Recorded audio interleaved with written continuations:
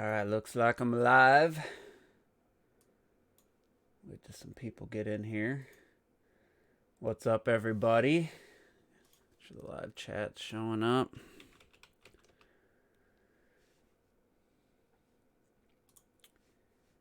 Yep, alright. So, happy Saturday. Tied his balls out. What's up, Laker Link? So I decided to do a Juice Opinions. It's funny, it doesn't show anybody watching. It says 0 people watching, but Laker Link just messaged. So basically, this is going to be mainly about just because of Link's Awakening releasing yesterday. I want to talk about remakes and remasters versus the original game.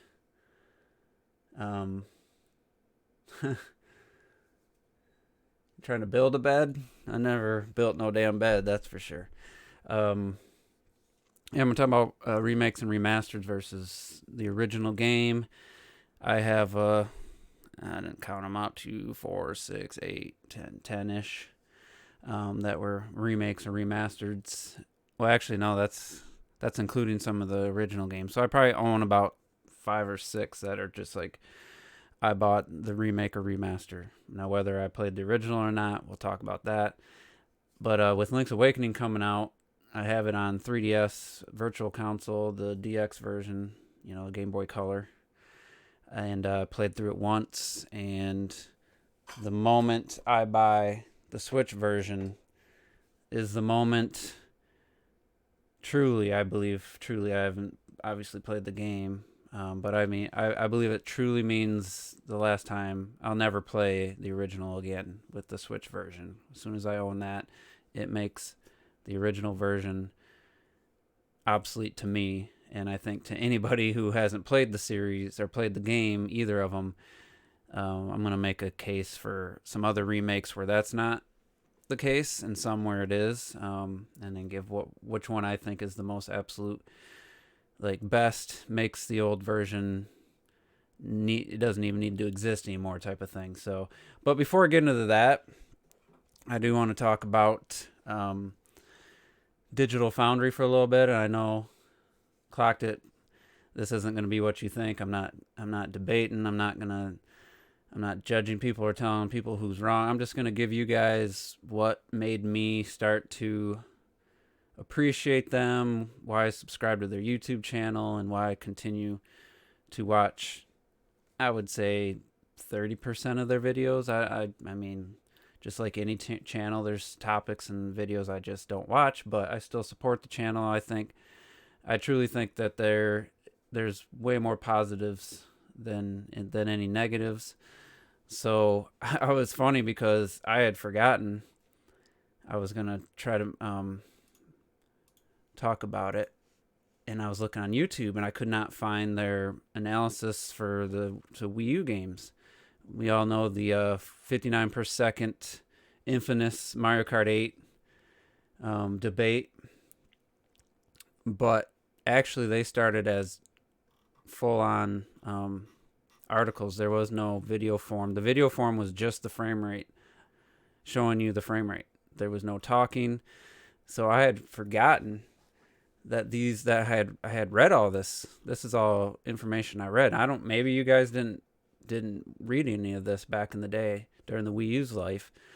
They didn't start talking in their videos until probably the PS4, Xbox One generation, the start of that. So I'll link this in the live chat if anybody wants to read it. So 2013, let me just paint the picture a little bit.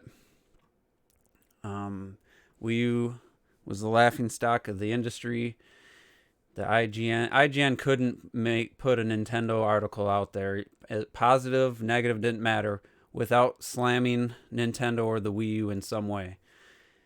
Even their reviews, they found some way to point out a negative, even if they love the game. Somehow there's always one sly remark or something. Somebody would always make some remark about how the Wii U wasn't selling or how blah, blah, blah, whatever. You had, the the Xbox, Sony guys all over the Nintendo fans. It was not a good time to be a Nintendo fan. The bias in the, like I said, the IGNs, GameStop or GameSpots, you know, what was that other one out of, I don't know if it was out of Canada or Europe. There was one that just could not like give a unbiased review of a game. I remember their Bayonetta 2 review was just ridiculous. So, you know, feeling like a battered Nintendo fan. And then in comes Digital Foundry on Eurogamer. And I think it started with Wind Waker HD, but the 3D World one stood out to me the most. Here comes these guys. It's not a review of the game. There's so many review sites. I didn't need another review site. And they just write this basically just love letter to Nintendo, their design philosophy, to just how like their game is just locked at 60. Nothing they could do to drop it. The art style, how great the game looked, and I mean, I didn't reread this, so maybe I'm remembering it somewhat wrong.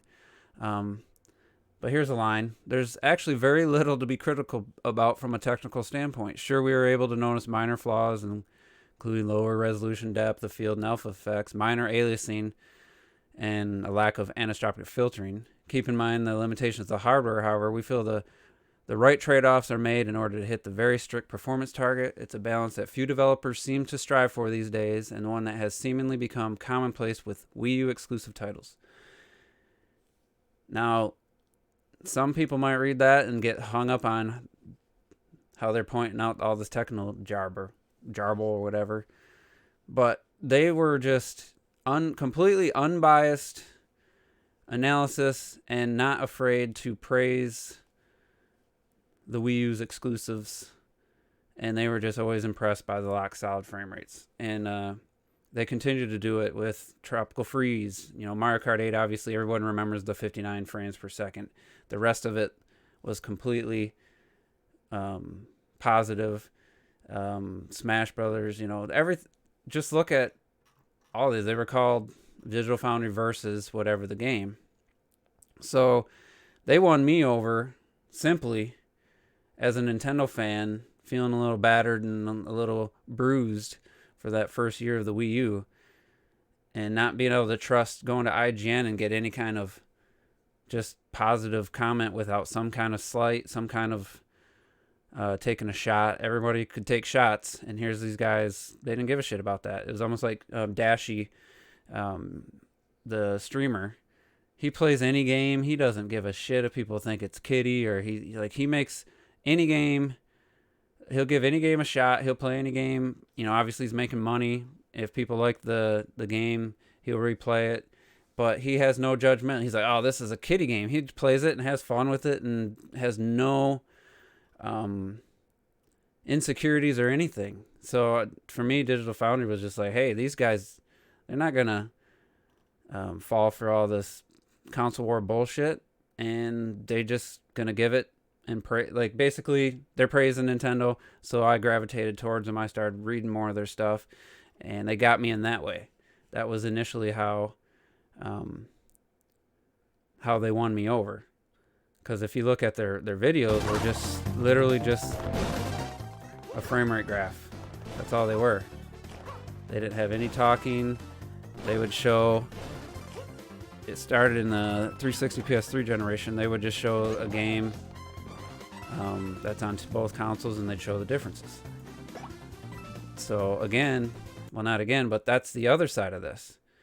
Somebody who had a PS3, had an Xbox 360, the PS3 was getting all kinds of, and this was John Linneman, by the way, PS3 was getting all kinds of bad ports. Like really shady or really shoddy ports, terrible performance, unoptimized, major, bugs and stuff. And yeah, a reviewer might have pointed out, hey, this game doesn't play that good, but that's, they had no like baseline to let's see if I can find the PS3 version. Probably not. There was no baseline for discussing that kind of stuff. It was just some guy who didn't know what it really was talking about would mention it. And so if there's developers and publishers willing to rush a port out or not optimize it for a particular platform, I appreciated that. Hey, it's basically like a buyer's guide, like a consumer buyer's guide. Hey, here's just unbiased factual information. You can see for yourself. PS3 version runs like shit. The Xbox 360 version's solid. It was the base platform for most games. And like, yeah, there was times where it was so close where there really wasn't that big a difference. And then it's like, well, that just basically tells you whatever is your preferred platform, get it on. But to me, I look at it now, and I continue, like I said, to watch and support their channel, is they're calling developers out. They're not afraid to talk about Arc on Switch being fucking unplayable and just being a disaster. Like, yeah, reviewers would probably point, this one's so bad. Reviewers would probably point it out. But just seeing how bad it is, like, look at how bad this. Let me make this full screen. Sorry, I meant to. Look at how trash this looks. And again, this is so bad, reviewers are going to point this out. So you probably don't need a Digital Foundry for this one. But this isn't, in my opinion, this isn't trying to spark console bashing or anything. This is calling out a developer for putting out an unacceptable version of the game, to me. And I think that's probably why I like them so much, is because that's the mindset I go into these videos as. This is what I'm thinking when I watch this. They're not making fun of the Switch here. They're calling out the developers and basically telling you, don't buy this game. This game is absolute trash. What's the other one? Saints Row, which got a patch. Saints Row is not, without the patch, not a good port. Now, the fact that they had to patch it means they put the game out before it was ready. And I have no problem. Again, this is just me. This is me watching them. I have no problem with them saying, "Hey, this game does not run well." Especially it's a last gen game. There's no excuses. There's no excuses for it to run so poorly on the Switch, unless it's like super CPU heavy, which I think this game is. They're comparing it to Arc as one of the worst ports. Again, this isn't bashing the Switch. This is calling out developers and publishers for releasing basically not quite a broken game, but a totally unoptimized and probably the worst version of the game. And remember, thinking back to the Wii U generation, how many ports did we get where they took features out, where a developer took like the online mode or friends lobbies, missing like DLC, and wasn't even getting the DLC, let alone wasn't included in the beginning. And people were just all over. What did they call those? What did they call those ports? Not inferior. There was a phrase everybody was using. Fuck. Can't think of it. Half-assed maybe. And it was perfectly fine. It's perfectly fine to point out missing features, which I agree with. I look at the same when it comes to pointing out performance issues. GIMP ports. Thanks, clocked it. Yeah, GIMP ports. To me, this is a version of a GIMP port.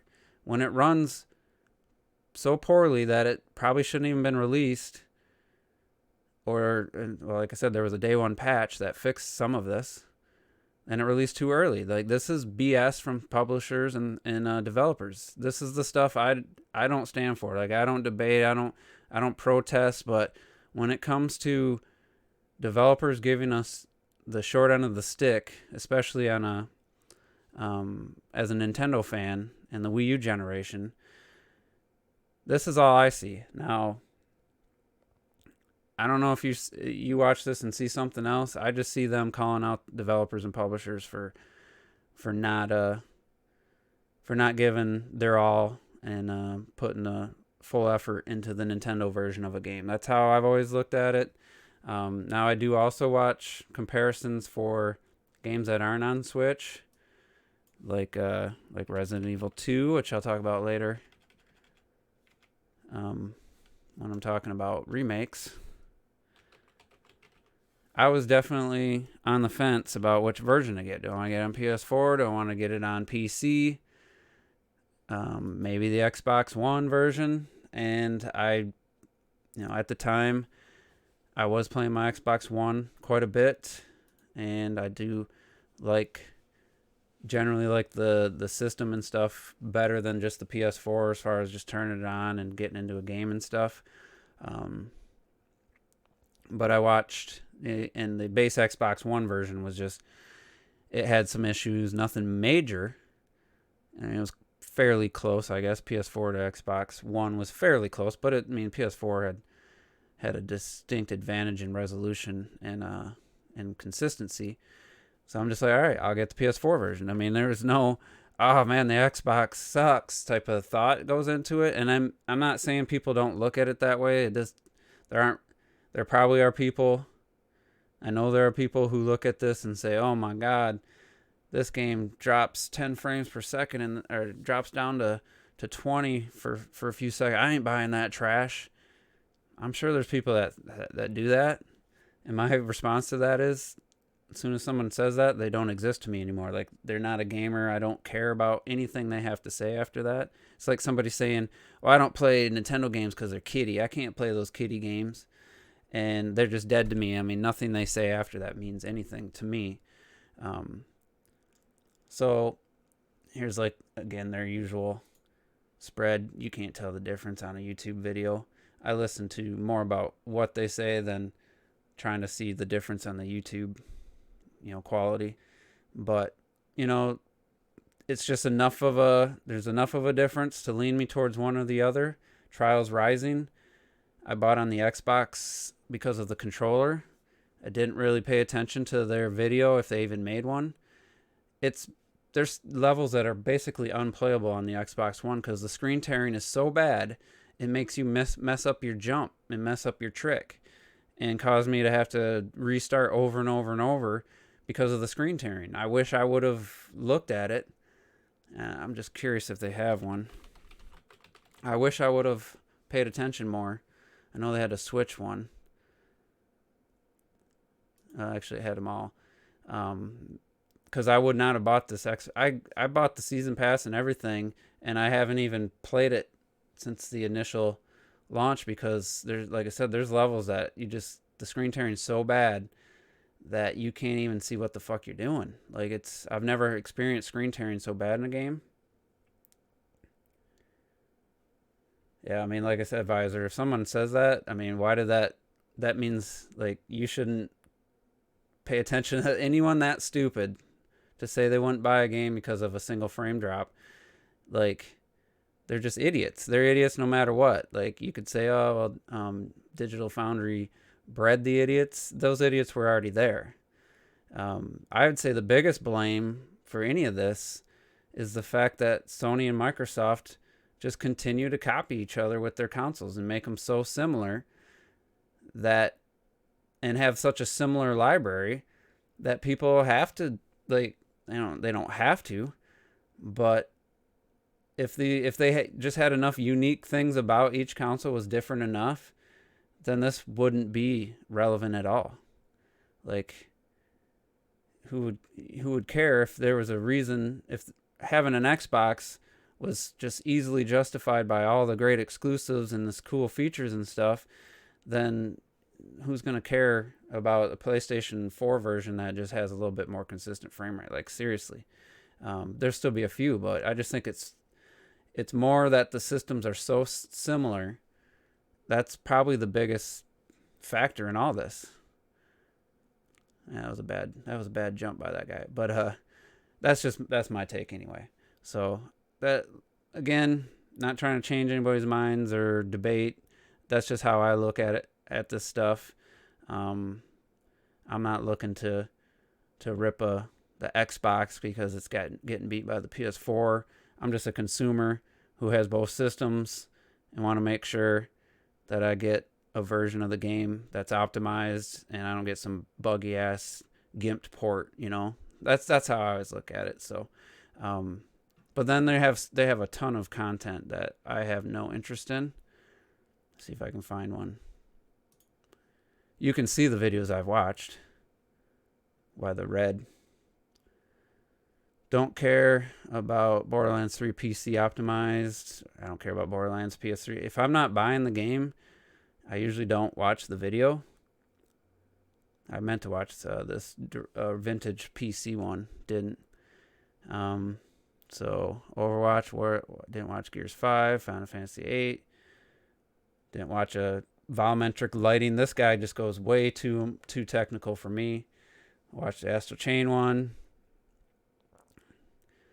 Didn't watch the Marvel's Avengers, Switch Lite, battery tests, ukulele, Minecraft, more battery life, Witcher 3. Like, I watch the stuff that interests me. Looking for more of the super tech ones. I watch all the DF retros. But again, if I don't care about the game, if I don't have the platform, I usually don't. I don't watch the video.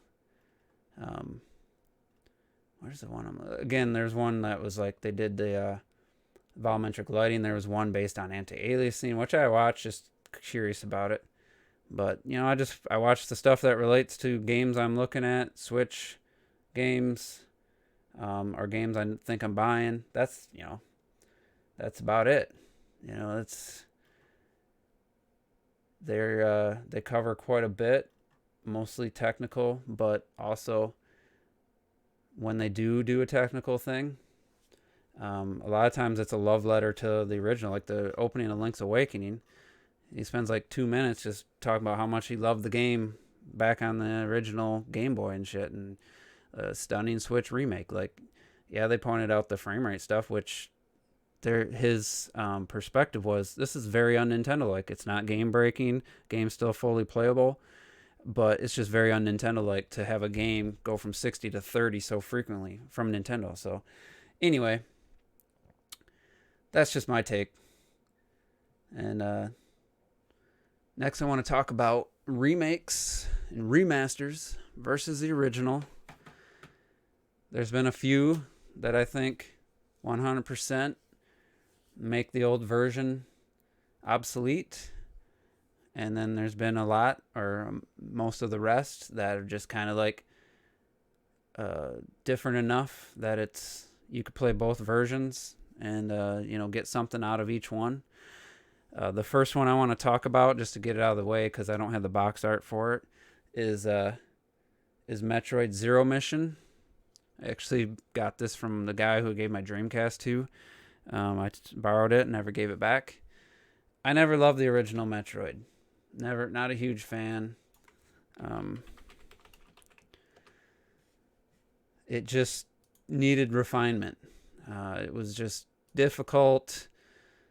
You get lost. You really had to dedicate a lot of time and thought into this game. Just never was a fan of it. Never played Metroid 2 on the Game Boy. I never had a Game Boy, but played some games. My buddy had one. But just never cared for this game. Just never really worked. Maybe if I really now that I'm an adult, I was a kid when I got frustrated with this. I haven't tried playing it since. But the fact that Metroid Zero Mission exists, for me, means means I never have to go back and play Metroid. Like, this is the original game, like, layout, but with updated visuals, the new save system, some extra content at the end.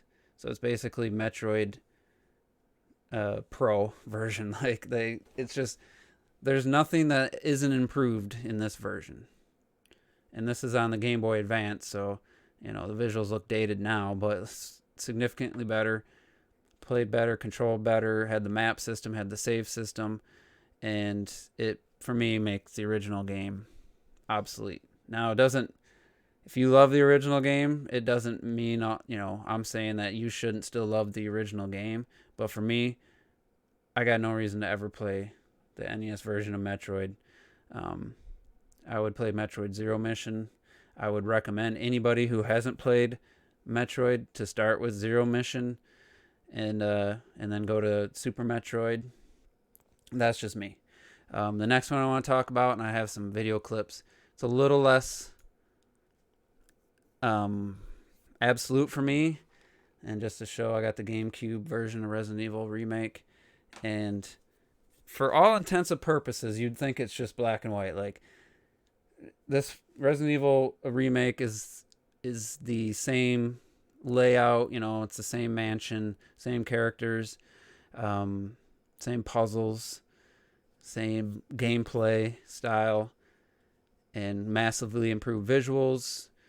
And it has cutscenes using the in-game engine, better acting. The original game had live action, terrible acting, cheesy ass live action cutscenes. Some of the cheesiest dialogue in gaming history, and it has its own little charm. So let me just play you this section real quick, both versions. First with the PlayStation original. So I think this is probably emulated on PC. It doesn't look absolutely terrible. So you walk in here, you got for one, you can see the person can actually walk in the center of the hallway, which you'll see different on the GameCube, the other version. So here you had a weird angle, then you have an overhead angle of a piano, cuts to obviously a shelf, and you get the music note, and then you play. Come on.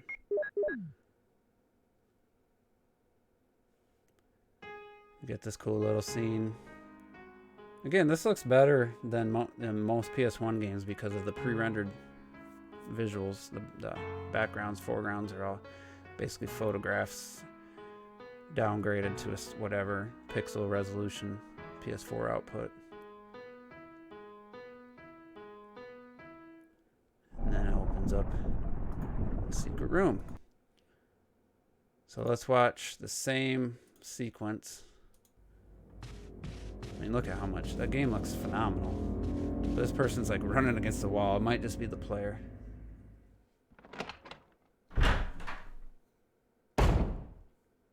Alright, so you get kind of the first angle. It's not as overhead. But I feel like when he goes over here, it's a little more convoluted. Like it switches to that angle for some reason. Maybe because he already got the music note. Different angle here, a little more cinematic. So, you might argue that like there's still something to be gained or had from playing the original.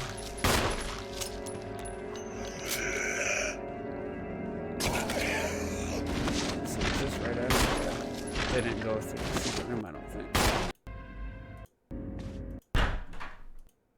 Wasn't paying attention. No, they already had opened it, so. But to me, I'm just getting lost here in my thoughts watching this. I wouldn't go back and play the original. Owning this version, I don't have my a cable to hook my GameCube up right now to a TV, but this one's, I don't think it's as cut and dry, but it's still pretty. I'm still leaning towards like recommending that you play the remake, Let's just jump ahead a little bit. Let's watch some more. Fuck with these ads, Jesus.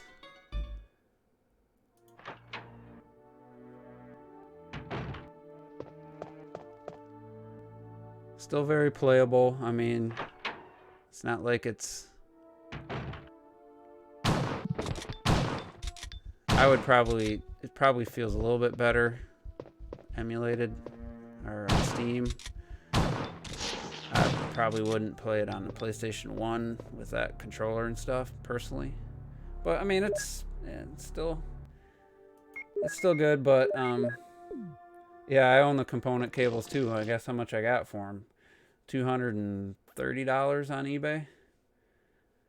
I sold those a couple years ago when I was buying a new vehicle, and I just wanted to. Actually, I needed to put a new roof on my garage after buying a new vehicle, so yeah, I got $230 for my component cables. But again, this is all subjective here. I think looking at it objectively, though, you're getting the same game here, whether it's on Switch, PS4, PC, whatever you play this on. You're getting the same. You're getting Resident Evil, and probably what the, when they intended to make this game, they probably thought in their minds this is the game they envisioned. So it's very true to the original. You're not missing anything. You're getting some extra stuff, better controls, better visuals, better acting, better cutscenes. I don't know why this person's running against the fucking wall. That was probably the analog stick. So yeah, I would put my vote on getting the remake, and more towards making the old one obsolete than not. But the next game,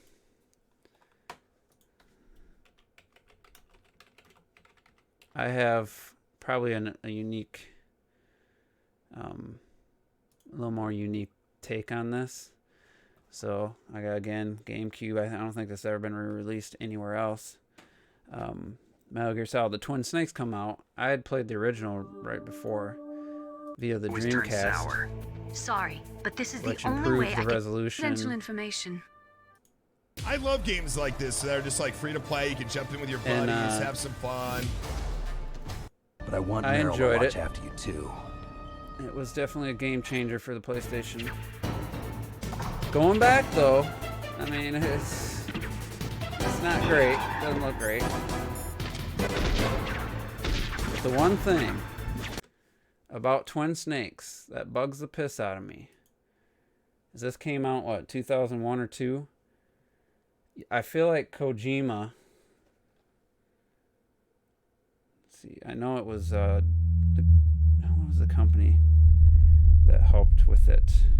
Silicon Knights. But I couldn't help but feel Kojima had watched The Matrix like 1,000 times before, when he was making this game. Some of the cutscenes were so fucking stupid. So much flipping around, doing all this fancy nonsense stuff, that it just took me.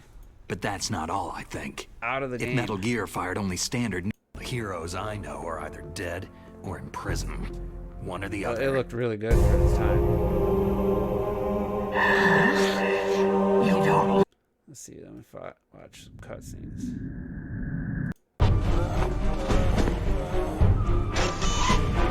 Maybe I'm just remembering it a little more. Like, in my mind, it's way worse than it was, but I just remember being so annoyed by all the stupid flippy flips and slow motion. It was like John Woo. Well, that influenced the Matrix. It's just like Kojima wanted to make a Matrix movie, but it was to the point of... What are you talking about? Absurdity. It was like imitations the most sincere, whatever. What I look for most flattery, but What next? it was like... It's like he didn't understand what made the Matrix cool. He was trying to be cool with everything, and it was just so much stupid. Who are you? I don't know. So that always bugged me. The base game, and I don't think you could skip the cutscenes. If my memory serves me, I don't think you could skip the cutscenes on that. So I would probably. And they also added the first-person like trank gun, which made it quite a bit easier. I could see like a hardcore purist wanting to just play it in its true form. But the visual improvement was significant. Gameplay was pretty much identical. It just always bugged me with the cutscenes. But I would say, just objectively, forgetting that it's a hard to find game, it's not available on anything else, just taking the two games, I would lean towards the Twin Snakes over the original. So the next one is what I consider the definitive remake. Yeah, there was more. It was like Revolver Ocelot scenes. Like, it was just over the top. Like, it was like insulting my intelligence. Like, like ignoring. Like I said, not understanding what made the Matrix cool, but trying to be cool like the Matrix. It was just too much. And I think, if I remember correctly, you could not skip the cutscenes. And then if you died, you had to rewatch them. Correct me if I'm wrong, but that's a memory that I have.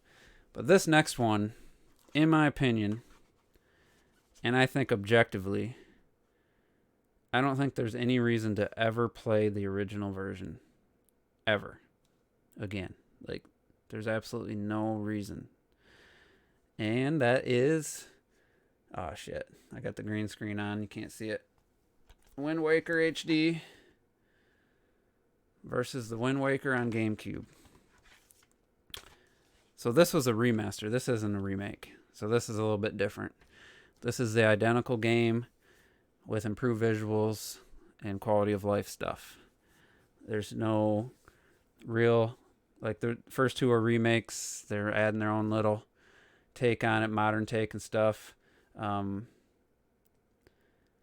to me, the Wind Waker HD, every category objectively is superior to the original game. There's nothing about it that is like, but you're missing out on this. Now, if you're missing out on if you want to say the Triforce Piece quest, they reduced it to 4 or whatever from 8. You're missing out on that tedious search, or you're missing out on the fact you have to use the Wind Waker constantly to change the wind. That's just tedious stuff. Like, yeah, they changed what was originally intended. They did it for a reason, and that was, it was a pain in the ass to constantly change the wind over and over and over. I chose the wrong direction. Shit, I got to do it again. I got to memorize every song. Other than that, that one I give to some, I guess, it adds to the challenge or adds to the experience, but the Wind Waker HD is just the definitive remaster, the definitive HD version. You had the fast weapon swapping, you had the fast sail, you could change directions just by steering.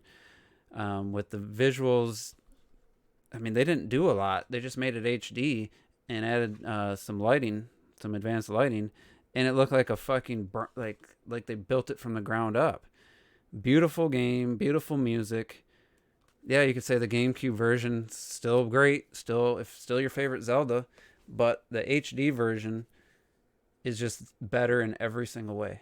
I'd be curious if somebody could think of a way that it's not better, an aspect of the original that you feel is still better than the HD version. I'd be curious, because plus this had the hero mode, which added challenge, because the Wind Waker was always pretty easy. And the Miiverse, it sucks that feature's not available anymore. So that would be a knock against the HD version, is that Miiverse, the bottle thing, is gone, which was a cool aspect. But just even with that, to me, this is just a collectible now. I have no reason to own this other than maybe it'd be, I don't know if it'd ever be worth anything, but it's a collectible. I'll never play this version again. There's absolutely no reason to ever play it again with the HD version. The next one, same series, I don't feel that way about, and that is, wasn't thinking about the screen. The Twilight Princess. Twilight Princess HD obviously looks better. It's cleaner. They added amiibo support. What could you do with the gamepad? I guess you could access the map and play off screen. I don't think you could do the weapon swapping. I don't remember. To me, the improvements weren't as significant. Making it so you climb things faster. What else did they improve other than visuals? They added the new Cave of Shadows with the amiibo, which didn't really add much for me. But the biggest negative, the controls. Controlling the fucking horse was near impossible. Like, I don't know what happened, but I went back to the Wii version. I was like, what the fuck is going on? Why am I hitting everything with this horse? The analog stick on the nunchuck had twice the travel of the analog stick on the gamepad and the Pro Controller. So I think the developer the oversight or missed. They just converted it and didn't change for that fact that the analog stick had a way less range of movement, and it's at times I felt like it was unplayable, especially in the tighter areas where you tried to get your horse around, and it wasn't a big open field. It wasn't a big deal in the Hyrule field, but I mean the Wii still had the pointer controls, which I feel were better than the gyro aiming. And it doesn't look great, but to me, the controls are the main reason. If Wind Waker or Twilight Princess HD had perfect controls, I wouldn't be torn with this one. What was the other thing that was cool? I see that you said the first person view. Oh, the HUD. The Wii version had a ridiculous HUD. It took up a good chunk of the screen, and it was kind of annoying. That would be the one thing I'd be like, that would be the one thing to get me, the main thing to get me to play the HD version. But I wasn't super happy with Twilight Princess HD. See if I can find I forgot it was a GameCube game too.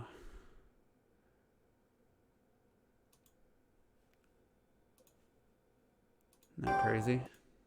The first, come on, the only beard wash that gradually. Yeah, I got the amiibo. That was a cool amiibo. I used it a few times in Breath of the Wild.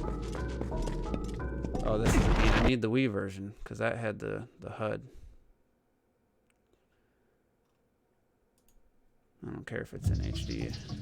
Yeah, this right here. You couldn't shrink this. You couldn't take it off. Like, yeah, you got used to it, but it just always bugged me. That stupid HUD. I hate that HUD. Like, look how much better the GameCube HUD was.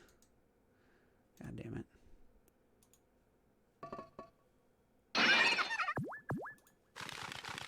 It's not my favorite Zelda game either. Look how much better that was than this big old thing taking up a quarter of your screen. Wasn't a fan of this dungeon either. The slow walking, the annoying sound. This is a very frustrating and tedious dungeon. Not my favorite of the 3D Zelda sets. That probably has a factor in, but I'd probably, I'd say there's enough reason to go back to the original versus the remake or the HD version. The next one, which I don't have to worry. And let me. I never played the original. Why? I don't understand why that's showing green. Oh, it's reflecting the green screen. Samus Returns. So as I was talking about earlier, I wasn't a fan of the original Metroid. And I never played Metroid 2 on the Game Boy. But it was very similar to the original. Didn't have the map.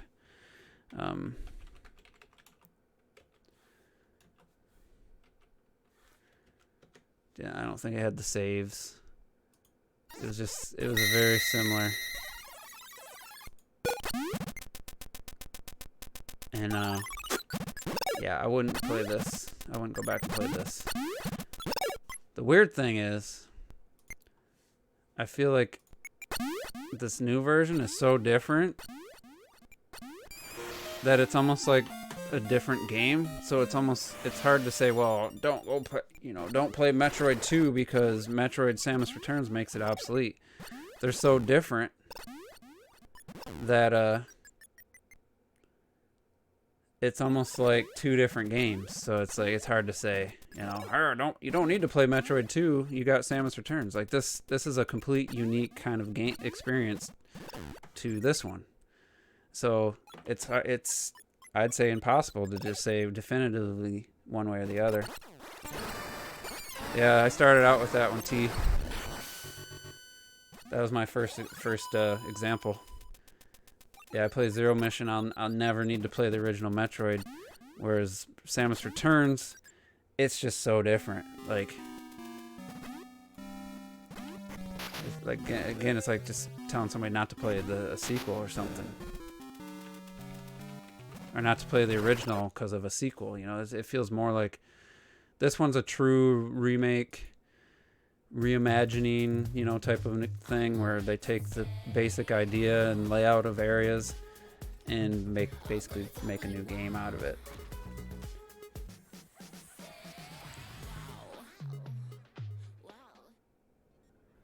Aside from a few minor tweaks and a new look, traverse ceilings, walls, but it has the same core items and stuff. Games, there are no other characters and no I would say the dialogue. AM2R, the Metroid 2 remake, another Metroid 2 remake, that would be a reason if that was out and legit. That'd be a reason to never play the original game.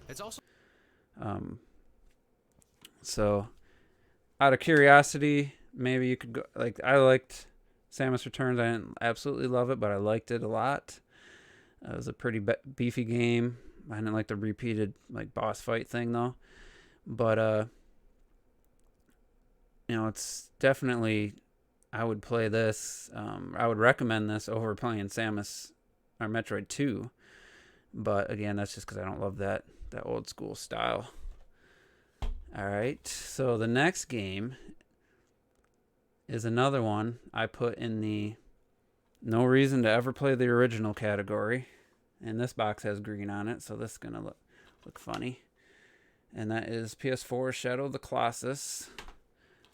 It's the only PS2 game I have, Shadow of the Colossus. Again, like Wind Waker HD, this is the exact identical game. Unlike Wind Waker HD, though, this doesn't have a ton of quality of life improvements. They made this kind of like the Psycho remake for movies, almost a one-for-one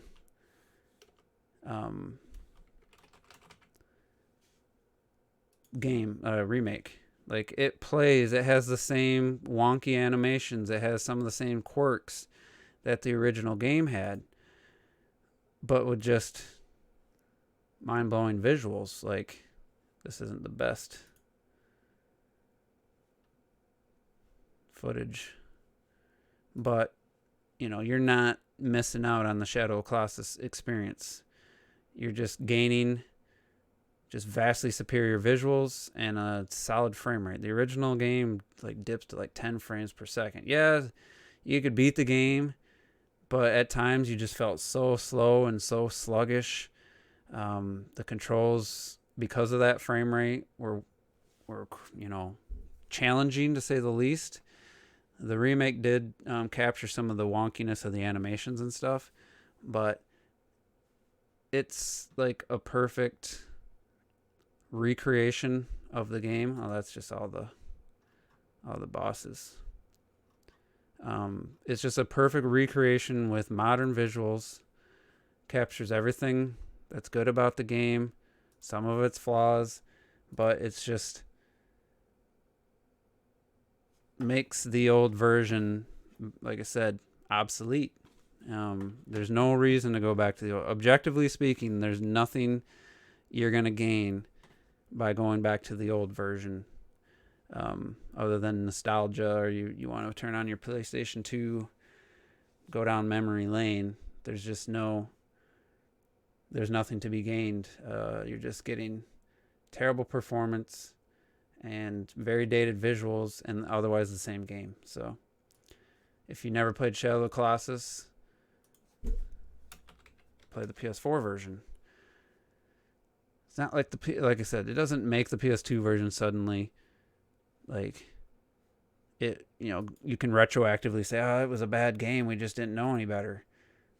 It was still an amazing experience. Still my favorite PlayStation 2 game. Still blew people's minds. Couldn't believe that the PlayStation 2 was capable of this type of scale and visuals. But, you know, I can see he can't even fucking climb up here. It's just, there's just quirks. Otherwise, same game. So, just a long story short, repeat myself. But there's just literally, factually, objectively no reason to play this over the new one if you wanted to play the Shadow Colossus. Yeah, the PS3 version is just a HD version. It's the same game but in HD, but just up-resed. That version again would be the same thing. That makes the PlayStation 2 version unnecessary, you know, like to go back to if you hadn't played it. So the last game on the list is probably my game of the year right now. More than likely. We'll see what happens. Resident Evil 2 on the PS4. And I just absolutely was blown away by the mix of Resident Evil 4 and classic Resident Evil blended into one of the creepiest and like visually pleased, like it's ugly like at times, but it's just such a good looking game with the gameplay is just everything I wanted out of a modern Resident Evil. It's what Resident Evil 5 should have been. It's what Resident Evil 6 should have been. It's definitely what Resident Evil 7 should have been. Instead, they had to do a remake to get it right.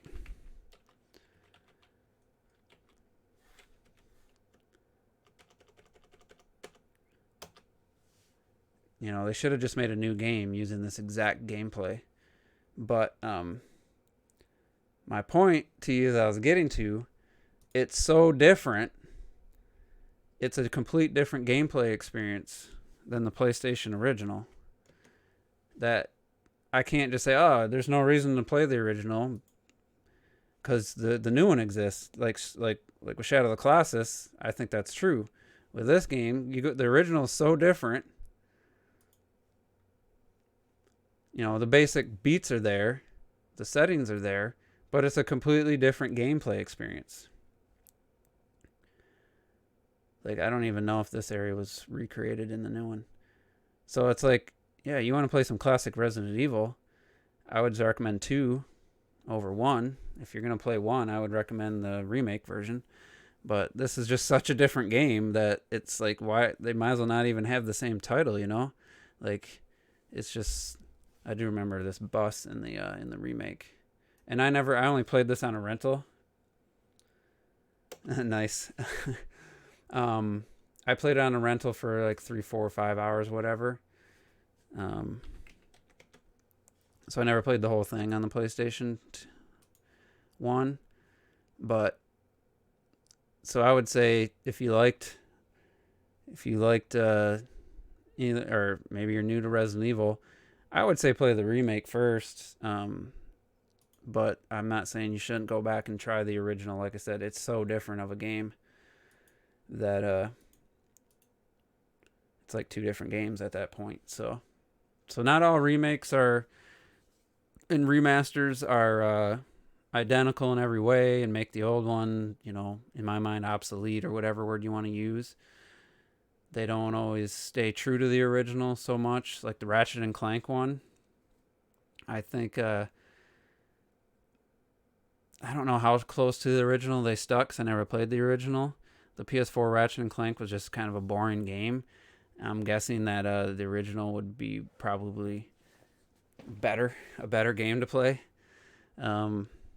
So I left that one out because I don't know how close it is to the original, but if you've played both versions, maybe they're way more similar than I thought, but I didn't enjoy that game. I thought that was one of the most boring, quote unquote, action platformers I've ever played. And I was trying to think of some other ones, but nothing was really coming to mind. Definitely that. Oh, Final Fantasy VII was another reason that I was thinking of this, plus Wind Waker, or not Wind Waker, Twilight. Fucking A. Link's Awakening. This is another one that even if this is a 10 out of 10, like, it's going to be so different that you couldn't just say, oh, there's no reason to play the original. Obviously, the biggest reason is it's a full game, where this is just part of that game. But let's say this gets all done down the road, the entire game's been remade, however many episodes there is, 2, 3, 4, 5, whatever. You could still say the original's so different, that you'd go back and play it. So, but again, if you were here in the beginning, I think Link's Awakening is going to be right there with Wind Waker. Where Wind Waker is more of a remaster, I think Link's Awakening will be more like Shadow of the Colossus, where it's a complete visual remake, but they're trying to keep the game as close to the original as possible with a shit ton of quality of life improvements. I would say once the Switch version's out for more, a year or two, people aren't going to be like, oh, but I still want to play the Game Boy version. I still want to play the Game Boy Color version. I don't think that's going to be, because I don't think there'll be any reason to. I'm just curious if anybody's done like a comparison, because I know they kept pretty spot on with like the layouts and stuff, but like the text and everything's identical in most regards from what I've heard. Get the same music, but in amazing quality, orchestrated style instead of the 8-bit. You might prefer the 8-bit, but I'd be curious if you guys think the same. Does the Switch version make the original version like no reason to play it anymore? If as soon as you buy, let's say you get the Switch version, could you see yourself ever playing through Link's Awakening on the Game Boy or Game Boy Color again? I'd be curious if you could, what would be the reason other than just some trip down nostalgia lane or something. But yeah, and I did finish Astral Chain. Well, I beat the main boss. I guess there's an additional chapter or file after the game, and I want to go back and play a few. So I'll probably pick up Link's Awakening next week. I have a $25 gift card for Best Buy coming from my MasterCard bank, my rewards program. So I'll use that, and I'll pick it up probably, like I said, next week or so. Looking forward to it. Yeah, so that's going to be it. Maybe saw the title, thought this is going to be a little more definitive. Like, remakes are always better. The old games aren't worth playing. Like, I'm not one to go back and play games on the old hardware. If you know me or followed me for a while, you know that. Just not, I'll plug in I used to plug in like my N64, play about, 45 minutes, and all right, put it back in the box for another 5 years. I haven't done that in forever. GameCube, I don't have the cords for. Super Nintendo, I made sure it worked a few years ago. Played probably an hour worth of games, Street Fighter, Killer Instinct, Batman Returns, but I'm just not a big retro gamer. So, in general, a remake or a remaster HD version, is gonna, be the game I want to play versus going back to the old. But also, I don't buy a lot of these. As you can see, I don't buy a lot of remakes. The GameCube, I had 2. The Wii U, I had 2. PS4 now, I have 2, but one of them I never played the original. So I don't buy a ton of remakes. I'm not a big supporter of buying old games. The Legend of Zelda series has got me twice, and it's going to get me for a third time. But I skipped both the 3DS versions of Ocarina of Time and Majora's Mask, because I mean, I played those games, especially Ocarina of Time. I played it so much. I need more than just a 3DS visual level update for Ocarina of Time. I'll be ready for a remake of that game probably 2 generations from now. So not the Switch 2, but the successor to the Switch 2. That's when I think Nintendo will be up to the point where a remake of Ocarina of Time will be like Final Fantasy VII level visuals, you know, like just mind blowing with the same, you know, core aspect that made Ocarina of Time great, but you know, more than Breath of the Wild level visuals. I'm talking, you know, 2 generations later to me to have enough of a gap between the 3DS version and a new version. So anyway, that's all I got. Yeah, so thanks for tuning in on this Saturday afternoon, near evening if you're in Europe. And yeah, I was gonna talk about something else. I'm already gone on too long, but I didn't really want to get into it. So thanks for tuning in, everybody. And hopefully, if you turned in late, start in the beginning, I did talk about Digital Foundry and why I watch their channel, why I support them, how I view what videos I watch and what I get out of it, and what the mindset I have when I hear them breaking down technical stuff of games and stuff. So anyway, like I said, caught this late. Go back, rewind, watch it when it uploads to YouTube. I'd appreciate a like or a comment, and yeah, we'll see you next time.